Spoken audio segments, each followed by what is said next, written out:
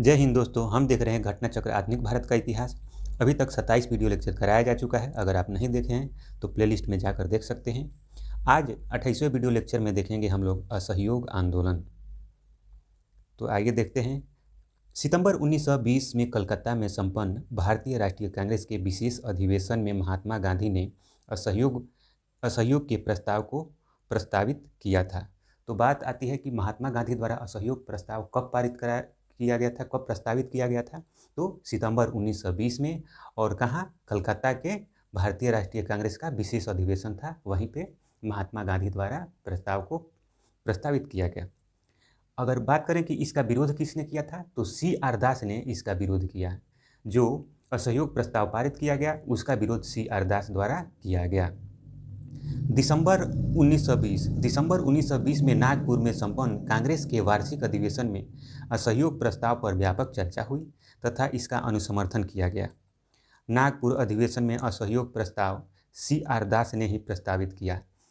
प्रश्न यहाँ से बन सकता है कि नागपुर अधिवेशन में असहयोग प्रस्ताव किसके द्वारा प्रस्तावित किया गया था। तो नागपुर अधिवेशन में असहयोग प्रस्ताव C.R. दास द्वारा प्रस्तावित किया गया था। किसके द्वारा प्रस्तावित किया गया था? तो C.R. दास द्वारा प्रस्तावित किया गया था। गांधी जी द्वारा असहयोग आंदोलन 1 अगस्त 1920 को प्रारंभ किया गया था। तो असहयोग आंदोलन कब प्रारंभ किया गया था? तो असहयोग आंदोलन 1 अगस्त 1920 को प्रारंभ किया गया था। पश्चिमी भारत, बंगाल तथा उत्तरी भारत में असहयोग आंदोलन को अभूतपूर्व सफलता मिली। अगर बात करें कि इसकी सफलता का क्षेत्र कौन कौन सा था, तो पश्चिमी भारत था, बंगाल था, उत्तरी भारत, यहाँ इन जगहों पे असहयोग आंदोलन को अभूतपूर्व सफलता मिली। असहयोग आंदोलन के दौरान ही मोतीलाल नेहरू, लाला लाजपत राय, सरदार वल्लभ भाई पटेल, जवाहरलाल नेहरू तथा राजेंद्र प्रसाद न्यायालय का बहिष्कार कर आंदोलन में कूद पड़े। यानी इन्होंने न्यायालय का बहिष्कार कर दिया और आंदोलन में पूरी तरह से कूद पड़े। गांधी जी ने असहयोग आंदोलन शुरू होने के 1 वर्ष के भीतर स्वराज प्राप्त करने का नारा दिया। तो गांधी जी का नारा क्या था इस समय? कि हम लोग 1 वर्ष के भीतर स्वराज प्राप्त करेंगे। इसके साथ ही सरकारी उपाधि, स्कूल, न्यायालयों तथा विदेशी सामानों का पूर्णतः बहिष्कार की योजना भी थी। असहयोग आंदोलन की अनेक सफलताएं हैं। इसी आंदोलन ने पहली बार देश की जनता को इकट्ठा किया। यानी असहयोग आंदोलन ने क्या किया? तो पहली बार देश की जनता को इकट्ठा किया। अब भारतीय राष्ट्रीय कांग्रेस पर कोई यह आरोप नहीं लगा सकता था कि वह कुछ मुट्ठी भर लोगों का प्रतिनिधित्व करती है। इस आंदोलन की सबसे बड़ी विशेषता यह रही कि उसे जनता को आधुनिक राजनीति से परिचित कराया। इस आंदोलन की सबसे बड़ी विशेषता क्या थी? कि यह रही कि उसने जनता को आधुनिक राजनीति से परिचित कराया। उसमें आज़ादी की भूख जगाई, उनमें आज़ादी की भूख जगाई, यानी लोगों में आज़ादी की भूख जगाई इस आंदोलन ने। मालाबार की घटनाओं के बावजूद इस आंदोलन में बड़े पैमाने पर मुसलमानों की भागीदारी और सांप्रदायिक एकता की छोटी उपलब्धि नहीं थी। सांप्रदायिक एकता आंदोलन की कोई छोटी उपलब्धि नहीं थी। साथ ही इस आंदोलन से जनता के मन में से ब्रिटिश शक्ति का भय हट गया। जब ये आंदोलन हुआ तो जनता के मन से ब्रिटिश शक्ति का भय हट गया। जिस समय गांधी जी भारत आए यानी 1915 में, उस समय प्रथम विश्व युद्ध चल रहा था। उन्होंने सरकार के युद्धों के प्रयासों में मदद की, जिसके लिए सरकार ने उन्हें कैसरे हिंद सम्मान से सम्मानित किया। यानी प्रथम विश्व युद्ध के दौरान गांधी जी द्वारा अंग्रेजी सरकार को युद्ध प्रयासों में मदद किया गया था, जिसके लिए उन्हें कैसरे हिंद के सम्मान से अंग्रेजों द्वारा सम्मानित किया गया था, जिसे उन्होंने असहयोग आंदोलन में वापस कर दिया। जो उनको कैसरे हिंद की उपाधि मिली थी, असहयोग आंदोलन में वापस कर दिया। जमनालाल बजाज ने अपनी राय बहादुर की उपाधि वापस कर दी। बाल गंगाधर तिलक ने असहयोग आंदोलन को समर्थन दिया। बाल गंगाधर तिलक ने असहयोग आंदोलन को समर्थन दिया, परंतु इस आंदोलन के प्रथम दिन 1 अगस्त 1920 को उनकी मृत्यु हो जाने के कारण वह इसका परिणाम नहीं देख सके। तो यहाँ से क्वेश्चन बनता है कि बाल गंगाधर तिलक की मृत्यु कब हुई थी? तो बाल गंगाधर तिलक की मृत्यु 1 अगस्त 1920 को हो गई। चौरी चौरा कांड की वास्तविक तिथि 4 फरवरी 1922 है। चौरी चौरा कांड कब हुआ था? तो 4 फरवरी 1922 को। इस तिथि को तत्कालीन संयुक्त प्रांत वर्तमान उत्तर प्रदेश के गोरखपुर जिले में चौरी चौरा नामक स्थान पर किसानों की एक जुलूस पर गोली चलाए जाने के कारण क्रुद्ध भीड़ ने थाने में आग लगा दी। तो यह चौरी चौरा कांड क्यों हुआ था? कि किसानों की एक जुलूस थी, उस पर गोली चला दी गई अंग्रेजों द्वारा। अब गोली चला दिया गया, इससे भीड़ क्या क्रुद्ध हो गया और थाने में आग लगा दी। थाने में जब आग लगा दी गई जिसमें 23 सिपाहियों की मृत्यु हो गई। यही घटना इतिहास में चौरी चौरा कांड के नाम से प्रसिद्ध है। चौरी चौरा कांड से क्षुब्ध होकर महात्मा गांधी ने असहयोग आंदोलन वापस ले लिया। जब चौरी चौरा कांड की खबर महात्मा गांधी को मिली, यानी उनको यह खबर मिली कि हिंसा हो गया है, तो उन्होंने असहयोग आंदोलन को वापस ले लिया। 12 फरवरी 1922 को बारदोली में हुई कांग्रेस वर्किंग कमेटी की बैठक में आंदोलन को स्थगित करने का निर्णय लिया गया। तो क्वेश्चन यहाँ से बन सकता है कि आंदोलन को वापस लेने का निर्णय कब लिया गया था? तो 12 फरवरी 1922 को। और कहाँ पे लिया गया था? तो बारदोली की कांग्रेस कमेटी की बैठक में। इस घटना के समय गांधी जी गुजरात के बारदोली में सामूहिक सत्याग्रह द्वारा सविनय अवज्ञा आंदोलन प्रारंभ करने की तैयारी कर रहे थे। 24 फरवरी 1922 को आयोजित अखिल भारतीय कांग्रेस समिति की दिल्ली में बैठक हुई, जिसमें ऐसी सभी गतिविधियों पर रोक लगा दी गई जिससे कानून का उल्लंघन होता है। इसी अधिवेशन में असहयोग आंदोलन वापस लेने के कारण डॉक्टर बालकृष्ण शिवराम मुंजे के द्वारा गांधी जी के खिलाफ निंदा प्रस्ताव लाया गया था। तो निंदा प्रस्ताव की बात करें तो निंदा प्रस्ताव किसके द्वारा लाया गया था? तो डॉक्टर बालकृष्ण मुंजे के द्वारा लाया गया था। किसके खिलाफ लाया गया था? तो गांधी जी के खिलाफ लाया गया था। रविन्द्रनाथ टैगोर आंदोलन एवं विरोध प्रदर्शन के विपरीत रचनात्मक कार्यक्रम को विशेष महत्व प्रदान करते थे, जिसके कारण उन्होंने विदेशी वस्त्रों की होली जलाने के विपरीत गांधी जी को रचनात्मक कार्यक्रम अपनाने की बात अपने पत्र में कही। असहयोग आंदोलन के दौरान रविन्द्रनाथ टैगोर ने विदेशी वस्त्रों को जलाए जाने को अविवेकी या निष्ठुर बर्बादी कहा। असहयोग आंदोलन 1920-22 के दौरान काशी विद्यापीठ बनारस वर्तमान वाराणसी में वर्ष 1921 में, गुजरात विद्यापीठ अहमदाबाद में वर्ष 1920 में तथा जामिया मिलिया इस्लामिया अलीगढ़ में 1920 में, जो बाद में दिल्ली में ले जाया गया, स्थापित हुए। यानी यहाँ काशी विद्यापीठ 1920 काशी विद्यापीठ क्या हुआ? असहयोग आंदोलन के दौरान काशी विद्यापीठ बनारस में वर्तमान में कब स्थापित हुआ था? तो 1921 में, गुजरात विद्यापीठ अहमदाबाद में 1922 में, जामिया मिलिया इस्लामिया अलीगढ़ में 1920 में स्थापित हुआ। मदन मोहन मालवीय ने वर्ष 1916 में बनारस हिंदू विश्वविद्यालय की स्थापना की थी और वर्ष 1919 से 1939 तक वे इसके कुलपति बने रहे। प्रश्न संख्या 1 देखेंगे। निम्नलिखित में से किसने नागपुर में 1920 के नागपुर के भारतीय राष्ट्रीय कांग्रेस के अधिवेशन में असहयोग के प्रस्ताव को प्रस्तावित किया था? तो CR दास ने नागपुर में प्रस्तावित किया था। सितंबर 1920 में कलकत्ता में संपन्न भारतीय राष्ट्रीय कांग्रेस के विशेष अधिवेशन में महात्मा गांधी ने असहयोग प्रस्ताव पारित किया, जिसका विरोध CR दास ने किया। दिसंबर 1920 में नागपुर में संपन्न कांग्रेस के वार्षिक अधिवेशन में असहयोग प्रस्ताव पर व्यापक चर्चा हुई तथा इसका अनुसमर्थन किया गया। नागपुर अधिवेशन में असहयोग प्रस्ताव CR दास ने ही प्रस्तावित किया। तो यहाँ एक बात ध्यान देने वाली है कि कलकत्ता में अगर बात हो जाए तो कलकत्ता में महात्मा गांधी ने असहयोग के प्रस्ताव को पारित किया था, और वहीं बात करें कि नागपुर में किसने असहयोग प्रस्ताव को पारित किया था? तो नागपुर में CR दास ने, और कलकत्ता में महात्मा गांधी ने असहयोग के प्रस्ताव को प्रस्तावित किया था। ठीक है, आगे चलते हैं। प्रश्न संख्या 2 है, भारतीय राष्ट्रीय कांग्रेस ने पहला असहयोग आंदोलन किस वर्ष शुरू किया था? तो भारतीय राष्ट्रीय कांग्रेस ने पहला असहयोग आंदोलन 1920 में शुरू किया था। वर्ष 1920 में कलकत्ता में कांग्रेस के विशेष अधिवेशन में पास हुए असहयोग संबंधी प्रस्ताव दिसंबर 1920 में नागपुर में हुए कांग्रेस के वार्षिक अधिवेशन में पुष्टि कर दी गई। असहयोग आंदोलन 1 अगस्त 1920 से प्रारंभ हुआ था। प्रश्न संख्या 3 है, भारतीय राष्ट्रीय कांग्रेस के असहयोग आंदोलन किस वर्ष प्रारंभ किया गया था? तो यह किया गया था 1920 में। अगला प्रश्न है, महात्मा गांधी द्वारा चलाया गया प्रथम जन आंदोलन था? तो असहयोग आंदोलन।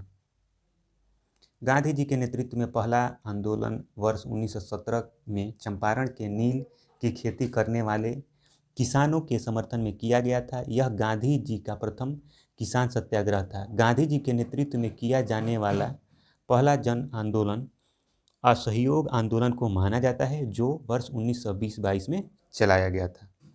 अगला प्रश्न है यहाँ पे कि खिलाफत के प्रश्न पर असहयोग आंदोलन कब शुरू हुआ? तो यह शुरू हुआ था 1920 में। सितंबर 1920 में लाला लाजपत राय की अध्यक्षता में कलकत्ता में हुए भारतीय राष्ट्रीय कांग्रेस के विशेष अधिवेशन में महात्मा गांधी की प्रेरणा से एक प्रस्ताव पारित किया गया, जिसमें दो अन्यायपूर्ण कार्यों के विरोध में असहयोग आंदोलन प्रारंभ करने का निर्णय लिया गया। पहला था इसमें खिलाफत मुद्दे के प्रति ब्रिटिश सरकार का दृष्टिकोण, और दूसरा था पंजाब के निर्दोष लोगों की रक्षा न करने तथा उनसे बर्बर व्यवहार करने वाले अपराधी अधिकारियों को दंडित करने में ब्रिटिश सरकार की विफलता। प्रश्न संख्या 6 है यहाँ, निम्न में से कौन सा एक असहयोग आंदोलन को प्रारंभ करने का कारण नहीं था? तो नमक कानून। अगला प्रश्न है, भारतीय राष्ट्रीय कांग्रेस का सितंबर 1920 में कलकत्ता में जो विशेष अधिवेशन आयोजित किया गया था जिसमें असहयोग आंदोलन का प्रस्ताव पारित किया गया था, उसके अध्यक्ष कौन थे? तो उसके अध्यक्ष लाला लाजपत राय थे। जो इसके अध्यक्ष कौन थे? लाला लाजपत राय। 1920 में जो कलकत्ता में विशेष अधिवेशन हुआ था, उसके अध्यक्ष लाला लाजपत राय थे। अगला प्रश्न है कि गांधी जी ने असहयोग आंदोलन प्रारंभ किया था। तो 1920 में गांधी जी ने असहयोग आंदोलन को प्रारंभ किया था। गांधी जी द्वारा असहयोग आंदोलन 1 अगस्त 1920 को प्रारंभ किया गया। पश्चिमी भारत, बंगाल तथा उत्तरी भारत में असहयोग आंदोलन को अभूतपूर्व सफलता मिली। असहयोग आंदोलन के दौरान ही मोतीलाल नेहरू, लाला लाजपत राय, सरदार वल्लभ भाई पटेल, जवाहरलाल नेहरू तथा राजेंद्र प्रसाद न्यायालय का बहिष्कार कर आंदोलन में कूद पड़े। प्रश्न संख्या 9 है यहाँ पे, एक वर्ष में स्वराज का नारा गांधी जी ने कब दिया? तो असहयोग आंदोलन के समय दिया था, एक वर्ष में स्वराज। असहयोग आंदोलन 1 अगस्त 1920 को औपचारिक रूप से प्रारंभ किया गया था। गांधी जी ने असहयोग आंदोलन शुरू होने के एक वर्ष के भीतर स्वराज प्राप्त करने का नारा दिया। प्रश्न संख्या 10 है, 1919 के सुधारों की भारतीयों की आकांक्षाओं को पूर्ण करने में असफलता के साथ भारतीय राष्ट्रीय कांग्रेस ने स्वराज अथवा स्वशासन हेतु आंदोलन किया। तो किसके नेतृत्व में किया? महात्मा गांधी के नेतृत्व में। प्रश्न संख्या 11 है, एक वर्ष के भीतर स्वराज प्राप्ति का लक्ष्य था। तो असहयोग आंदोलन का। प्रश्न संख्या 12 है, निम्नलिखित कथनों में से कौन असहयोग आंदोलन के संबंध में सही नहीं है? तो इसमें सही नहीं है, एम ए जिन्ना ने इस आंदोलन का समर्थन किया। तो ये क्या है? यहाँ गलत पूछा गया है, तो ये गलत है, डी। तो यही हो जाएगा। असहयोग आंदोलन 1 अगस्त 1920 को प्रारंभ हुआ, किंतु 4 फरवरी 1922 को हुए चौरा चौरी कांड के कारण महात्मा गांधी ने इसे वापस लेने का निर्णय लिया। 4 फरवरी 1922 को बारदोली में हुई कांग्रेस वर्किंग कमेटी की बैठक में आंदोलन को स्थगित करने की घोषणा की।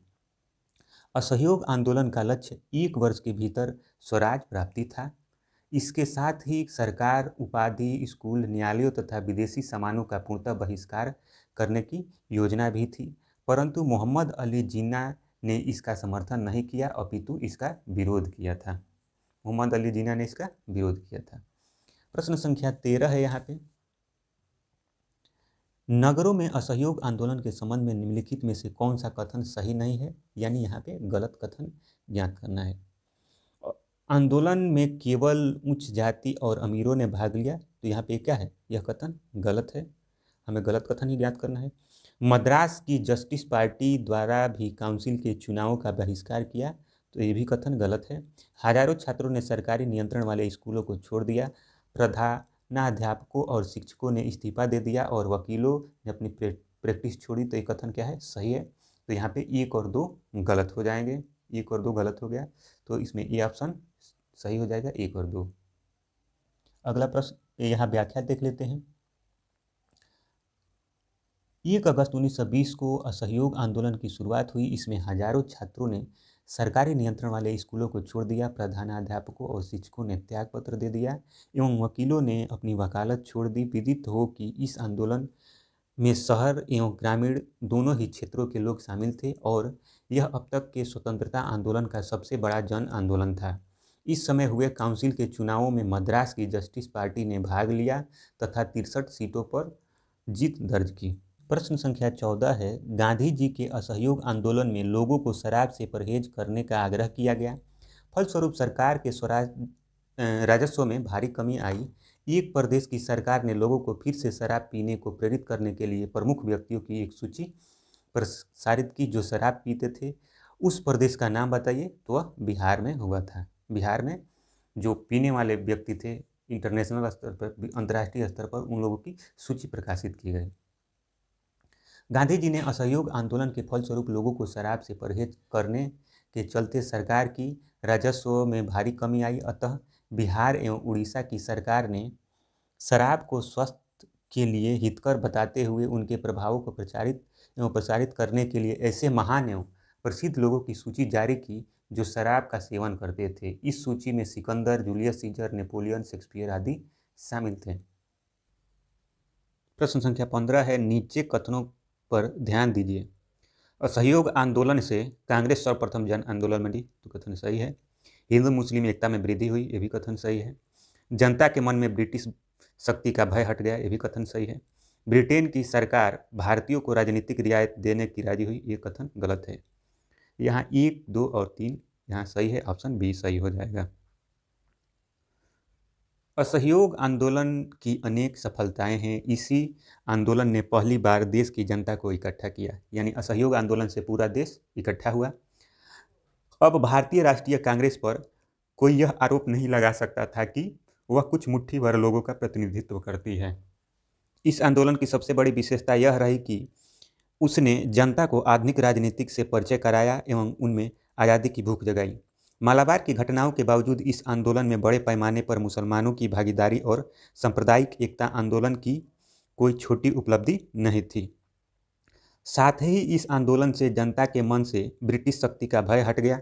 तथापि चौरी चौरा कांड के बाद इस आंदोलन को समाप्त कर दिया गया।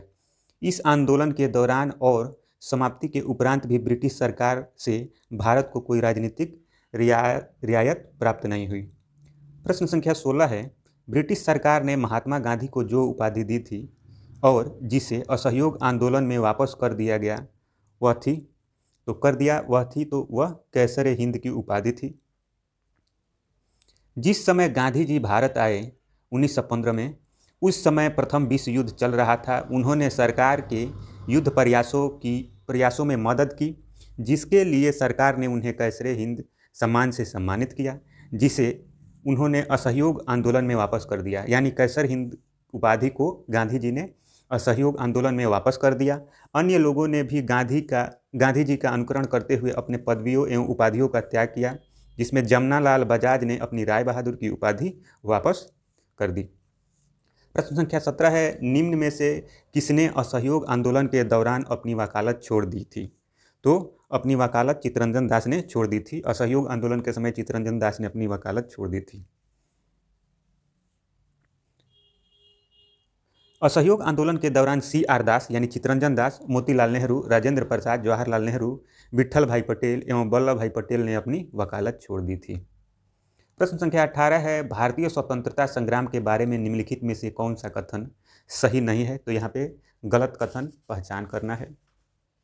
पहला कथन है यहाँ पे, वर्ष 1921 में महात्मा गांधी को गिरफ्तार कर लिया गया। तो यह कथन क्या है? गलत है। चौरी चौरा कांड के कारण गांधी जी ने असहयोग आंदोलन से हाथ खींच लिया, ये कथन सही है। गांधी जी ने अपना पहला प्रमुख सार्वजनिक भाषण बनारस हिंदू विश्वविद्यालय में दिया था, ये भी कथन सही है। यहाँ कथन कौन सा गलत है? तो कथन गलत है, 1921 में गांधी जी को गिरफ्तार किया गया था। व्याख्या देखते हैं। असहयोग आंदोलन की शुरुआत 1 अगस्त 1920 को हुई थी। 4 फरवरी 1922 को चौरी चौरा कांड के कारण 12 फरवरी 1922 को बारदोली में हुई कांग्रेस वर्किंग कमेटी की बैठक में आंदोलन को स्थगित करने का निर्णय लिया गया। इसके पश्चात 10 मार्च 1922 को महात्मा गांधी को गिरफ्तार कर लिया गया। गांधी जी ने अपना पहला प्रमुख सार्वजनिक भाषण बनारस हिंदू विश्वविद्यालय में दिया था। प्रश्न संख्या 19 है यहाँ पे, निम्नलिखित में से किसने असहयोग आंदोलन को समर्थन दिया परंतु इसके परिणाम नहीं देख सके? तो ये बाल गंगाधर तिलक थे। असहयोग आंदोलन महात्मा गांधी जी के नेतृत्व में वर्ष 1920 से 22 तक संचालित हुआ। बाल गंगाधर तिलक ने असहयोग आंदोलन को समर्थन दिया, परंतु इस आंदोलन के प्रथम दिन 1 अगस्त 1920 को इनकी मृत्यु हो जाने के कारण वह इसका परिणाम नहीं देख सके। प्रश्न संख्या 20 है, किस क्षेत्र में राहुल संकृत्यायन 1920 के असहयोग आंदोलन में सक्रिय थे? तो यह क्षेत्र था छपरा।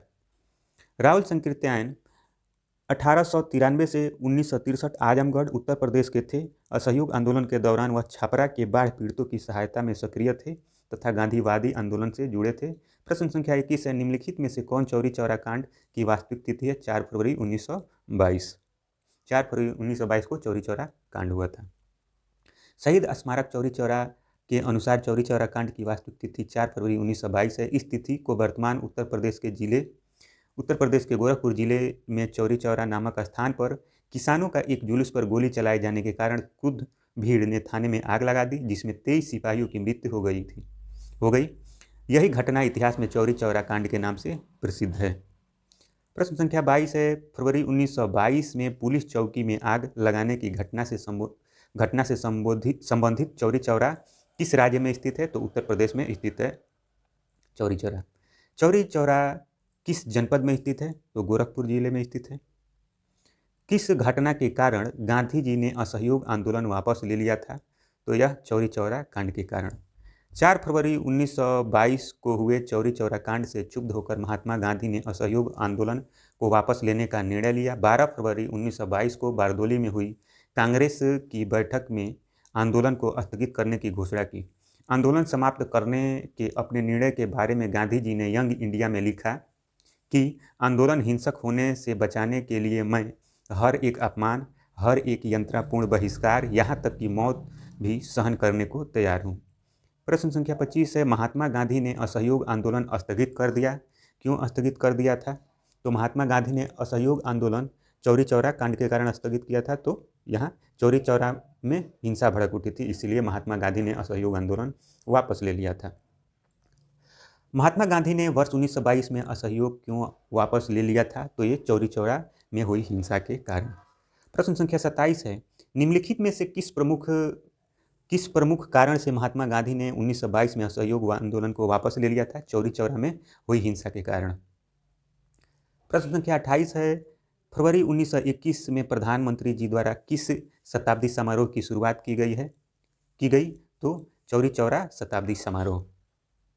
4 फरवरी 1921 को प्रधानमंत्री नरेंद्र मोदी चौरी चौरा घटना के 100 वर्ष पूरा होने के उपलक्ष्य पर चौरी चौरा शताब्दी समारोह का आरंभ किया।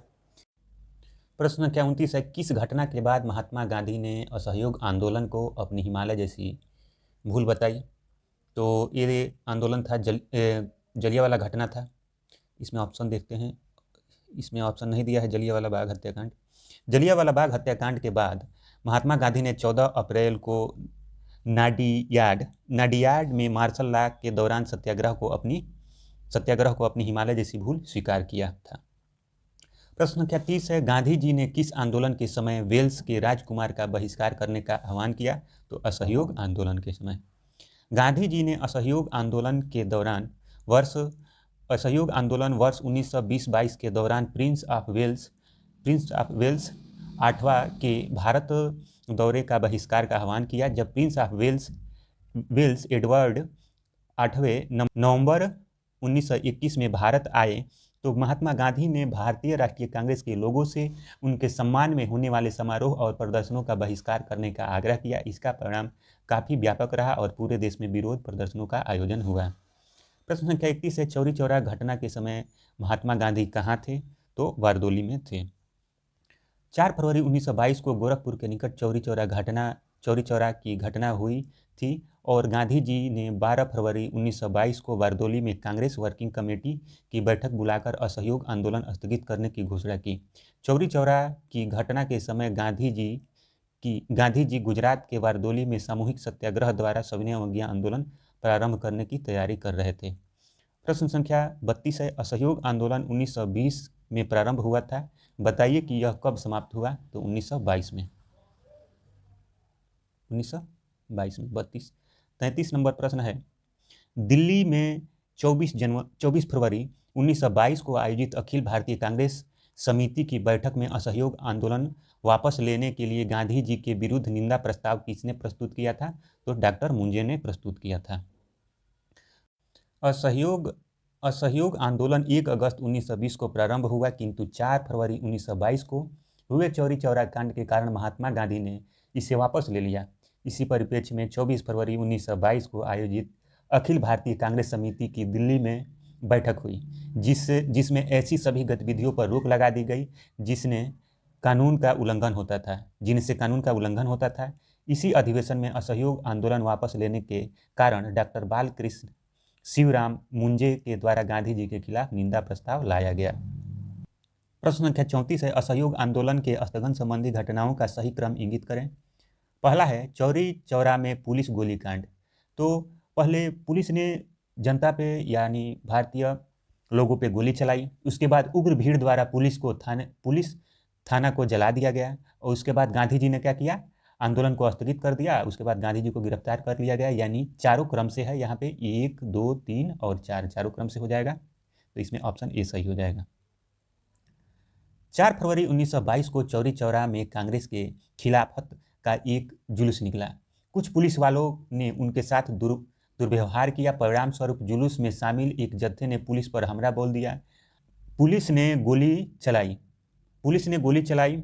फलतः भीड़ उत्तेजित हो गई और पुलिस पर हमला बोल दिया। सिपाही भागकर थाने में घुस गए तो भीड़ ने थाने में आग लगा दी। इस घटना की खबर मिलते ही गांधी जी ने आंदोलन वापस लेने का निर्णय लिया। 12 फरवरी 1922 को असहयोग आंदोलन समाप्त हो गया।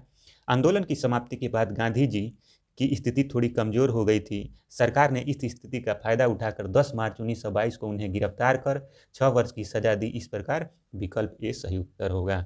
प्रश्न संख्या 35 है यहाँ पे, असहयोग आंदोलन के दौरान बिहार में कृषकों का नेतृत्व किसने किया। असहयोग आंदोलन के समय बिहार में कृषकों का नेतृत्व किसने किया था। तो बिहार में स्वामी विद्यानंद ने कृषकों का नेतृत्व किया था।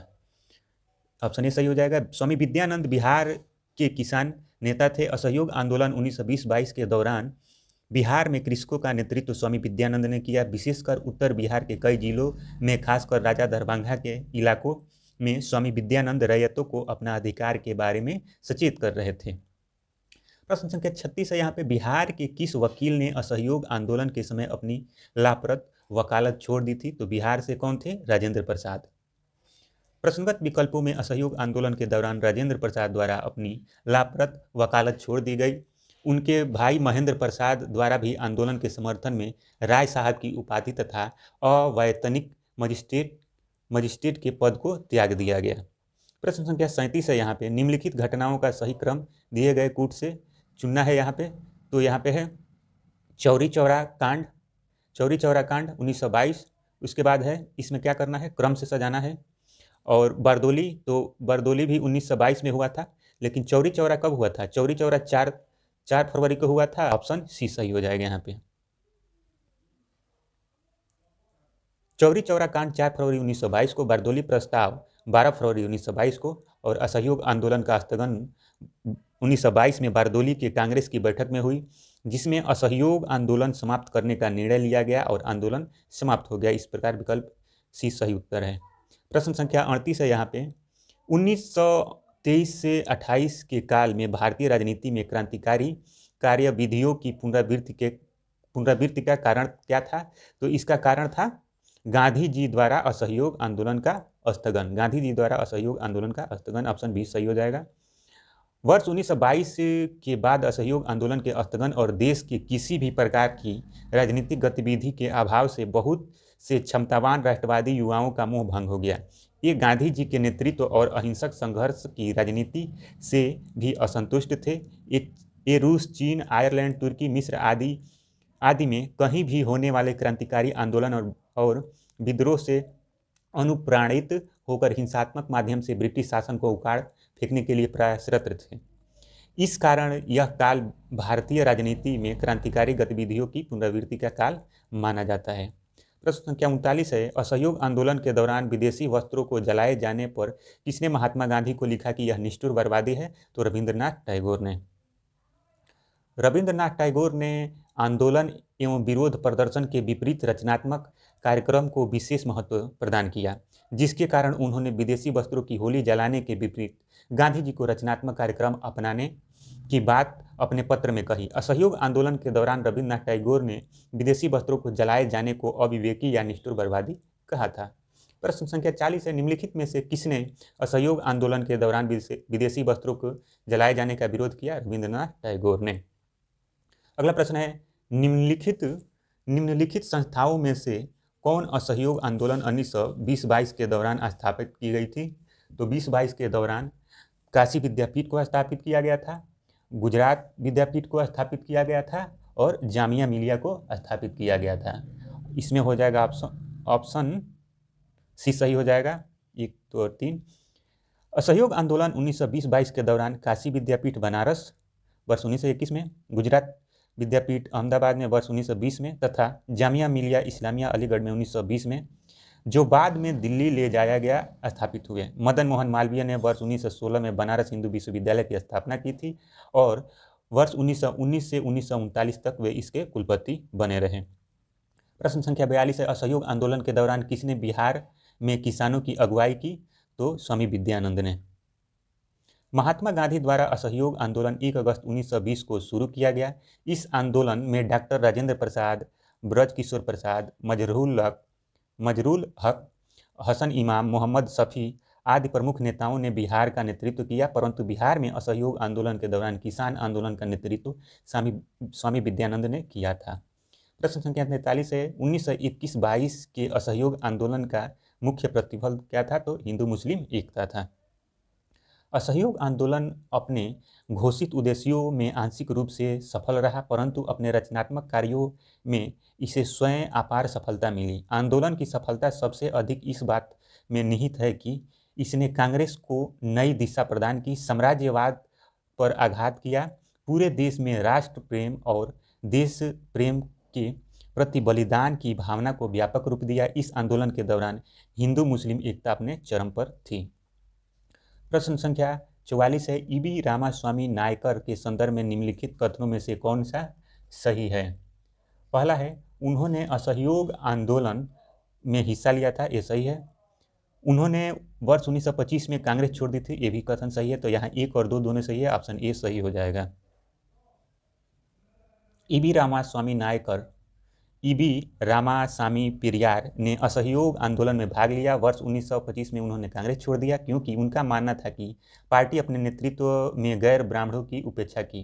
केरल के वाइकोम त्रावणकोर नामक गांव में मंदिर प्रवेश को लेकर आंदोलन प्रारंभ हुआ। इस आंदोलन में ईवी रामास्वामी नायकर, इन्हें आमतौर पर पेरियार के नाम से जाना जाता है, केपी केशव मेनन, टीके माधवन, के केलप्पन ने भाग लिया। प्रश्न संख्या 45 है, निम्नलिखित में से किसका सुमेल नहीं है? कौन सही सुमेलित नहीं है? तो 1885 में भारतीय राष्ट्रीय कांग्रेस की स्थापना, ये बात सही है। 1885 में भारतीय राष्ट्रीय कांग्रेस की स्थापना हुई थी। 1905 में बंगाल का विभाजन हुआ था। 1909 में मार्ले मिंटो सुधार हुआ था और असहयोग आंदोलन 1930 में, यह गलत है। असहयोग आंदोलन 1920 में हुआ था। असहयोग आंदोलन का प्रारंभ 1 अगस्त 1920 को हुआ था, जो चौरी चौरा घटना के बाद फरवरी 1922 में स्थगित किया गया। वर्ष 1930 में सबने अवज्ञा आंदोलन प्रारंभ हुआ था। अन्य तीनों युग सही सुमेलित है यहाँ पे। प्रश्न संख्या 46 है, यहाँ पे निम्नांकित में से कौन सही सुमेलित है? तो यहाँ पे राजगुरु को फांसी हुई थी 1931 में, सही सुमेलित है। व्याख्या देखते हैं इसका। दिसंबर 1929 में क्या हुआ था? तो दिसंबर 1929 में भारतीय राष्ट्रीय कांग्रेस का लाहौर अधिवेशन हुआ था। भगत सिंह, सुखदेव और राजगुरु को फांसी हुई थी 23 मार्च 1931 को। भगत सिंह, सुखदेव और राजगुरु को फांसी हुई थी 23 मार्च 1931 को। असहयोग आंदोलन का प्रारंभ हुआ था 1 अगस्त 1920 को। रॉलेट सत्याग्रह हुआ था अप्रैल 1919 में। प्रश्न संख्या 47 है, निम्नांकित वक्तव्यों पर विचार कीजिए। यहाँ पे विचार करना है। पहला है, कथन है, महात्मा गांधी द्वारा 1922 में असहयोग आंदोलन स्थगित कर दिया गया था। तो यहाँ पे कथन सही है। इस स्थगन का CR दास एवं मोतीलाल नेहरू ने विरोध किया था, तो ये भी क्या है, सही है, दोनों यहाँ पे सही है। लेकिन यहाँ व्याख्या सही नहीं है, तो इसमें हो जाएगा ऑप्शन बी हो जाएगा। ए और आर दोनों सही है, परंतु आर ए की सही व्याख्या नहीं है।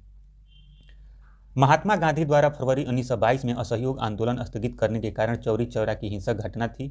साथ ही CR दास एवं मोतीलाल नेहरू द्वारा असहयोग आंदोलन के स्थगन का कड़ा विरोध किया गया। इस प्रकार कथन एवं कारण दोनों सही है, परंतु कारण कथन की सही व्याख्या नहीं है। प्रश्न संख्या 48 है, असहयोग आंदोलन के दौरान किसने पटना कॉलेज छोड़ा जबकि उनकी परीक्षा केवल 20 दिन बचे थे? तो जयप्रकाश नारायण ने। बिहार के सारण के सिताब दियरा में जन्मे स्वतंत्रता सेनानी जयप्रकाश नारायण ने असहयोग आंदोलन के दौरान पटना कॉलेज छोड़ा जबकि उनकी परीक्षा केवल 20 दिन बचे थे, 20 दिन ही बचे थे। इसके पश्चात उन्होंने कांग्रेस द्वारा संचालित बिहार विद्यापीठ में प्रवेश लिया। प्रश्न संख्या 49 है, निम्न में से किसने असहयोग आंदोलन विरोधी सभा की स्थापना की थी? तो यहाँ पे स्टार मार्क कर दिया गया है, देख लेते हैं व्याख्या। पुरुषोत्तम दास ठाकुर दास, जमुना दास द्वारका दास, कावस जी जहांगीर, फिरोज सेठाना, MC सीतलवाड़ आदि उद्योगपति वर्ग के लोगों ने मिलकर 1920 में असहयोग आंदोलन विरोधी सभा की स्थापना की थी। छत्तीसगढ़ लोक सेवा आयोग ने अपने प्रारंभिक उत्तर कुंजी में इसका उत्तर ए माना था, लेकिन संशोधित उत्तर में इस प्रश्न को मूल्यांकन से बाहर कर दिया गया। अगला अध्याय हम देख लेंगे स्वराज पार्टी। अगर आप इसके पहले का वीडियो लेक्चर नहीं देखे हैं तो प्लेलिस्ट में जाकर सभी वीडियो को देख सकते हैं।